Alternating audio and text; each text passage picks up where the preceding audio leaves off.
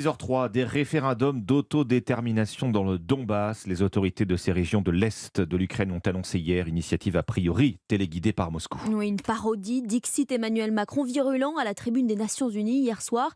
Les régions de Donetsk et Lugansk voteront dès vendredi pour leur attachement à la Russie. La Russie, un pays qui a rompu, je cite, notre sécurité collective pour le président français et d'abord la sécurité des approvisionnements en énergie. Oui, gaz, électricité, un casse-tête pour les particuliers, les entreprises et les établissements de soins aussi. Les hôpitaux et les cliniques sont menacés par la hausse des prix qui concerne d'ailleurs aussi le matériel et les médicaments. Constat vérifié par Clément Barguin dans une clinique de Compiègne dans l'Oise.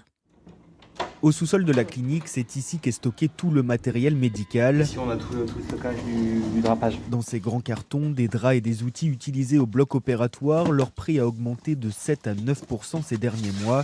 Vincent Vessel, le directeur de la polyclinique Saint-Côme. Vous avez le drapage au niveau de la table d'intervention avec le patient et des pinces, le minimum de base pour une intervention donnée. On va rapidement sur des montants de 20 à 30 000 euros de plus sur une année, rien que pour ces dispositifs-là. À la clinique, tous les postes de dépenses augmentent, le matériel, la logistique, mais aussi et surtout l'énergie. Sur un établissement comme Saint-Côme, le coût de gaz et d'électricité, c'est 600 000 euros par an. Donc si vous prenez 20 à 30% d'augmentation de tarifs, vous imaginez les montants que ça fait. Et aujourd'hui, effectivement, nos tarifs ne le prennent pas en compte. Des tarifs fixés par l'État qui ne prennent pas en compte l'inflation. On a eu une augmentation de tarifs, nous, dans le privé, de 0,7% au 1er mars 2022, alors que l'INSEE nous sort une inflation à 6% actuellement. Donc le delta, on ne s'y retrouve pas. Une clinique qui perd de l'argent, potentiellement, ça peut être un dépôt de bilan. La marge moyenne des cliniques comme celle de Saint-Côme est en effet inférieure à 2%. Seule solution, augmenter le prix des chambres particulières.